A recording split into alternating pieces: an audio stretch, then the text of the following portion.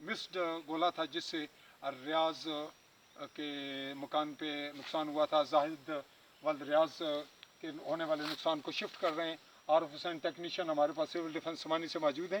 ہم اس کو آبادی سے نکال کر گھر سے نکال کر یہاں شفٹ کر رہے ہیں. یہ بالکل شفٹ کیا جا چکا ہے اور اس کو ہم یہاں پہ بالکل قطعی طور پہ باہر لے آئے ہیں. اب اس کو یہاں آئندہ جو اس کو بلاسٹ کروانا یا اس کو اٹھانا جب وقت ملے گا تب ہوگا. میں کیمرہ مین کو کہوں گا کہ بیک سائڈ پہ آئے اور جو میں اس طرف یہاں پہ آئیں بالکل یہاں پہ بالکل. اب ناظرین اس وقت تھوڑا سا کیمرہ مین اس طرف ہو اس طرف تاکہ ہماری یہ اس وقت ہم میرے ساتھ ہیں عارف حسین ٹیکنیشین. تو ہم جو زاہد ولد ریاض حسین کے گھر پہ جو بم بلاسٹ نہ ہو سکا لیکن اس نے نقصان پہنچایا اس کو ہم نے یہاں پہ مارٹر گولے کو شفٹ کیا.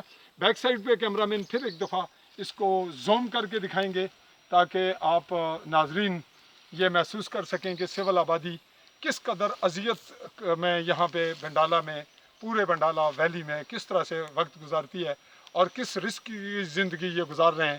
اور یہاں پہ کوئی گھر نہیں خالی جہاں کوئی زخمی یا شہید موجود نہیں. یہاں مویشیوں کا نقصان نہیں ہوا یا گھر کا. بیک سائڈ پہ آپ نے جو مورچے ملاحظہ کیے یہ انڈین آرمی کے ہیں. رچ پہاڑی پہ یہ جگہ موجود ہے. سینٹر میں ہماری سول آبادی ہے اور یہاں پہ بہت زیادہ فصل کاشت ہے, گھاس پھوس ہے. اور یہ کہہ لیں کہ ہم ایک مثالی مجاہدانہ زندگی گزارنے والے کشمیری لوگ ہیں جو مقبوضہ کشمیر کے لوگوں کو بھی سلام پیش کرتے ہیں. اور میں بحیثیت صحافی ان لوگوں کو بھی سلام پیش کرتا ہوں کہ یہ بالکل خالی ہاتھ پاک افواج کے شانہ بشانہ موجود ہیں اور پاک افواج ان کی جہاں تحفظ کی ذمہ داری لیے ہوئے ہے وہاں یہاں دشمن کے ناکوں چنے چبوانے میں بھی کوئی کمی باقی نہیں رکھ رہی. میں کیمرہ مین زاہد کے ساتھ چودھری فضل الرحمان, بنڈالہ سمانی, ضلع بھمبر, آزاد کشمیر. اللہ حافظ.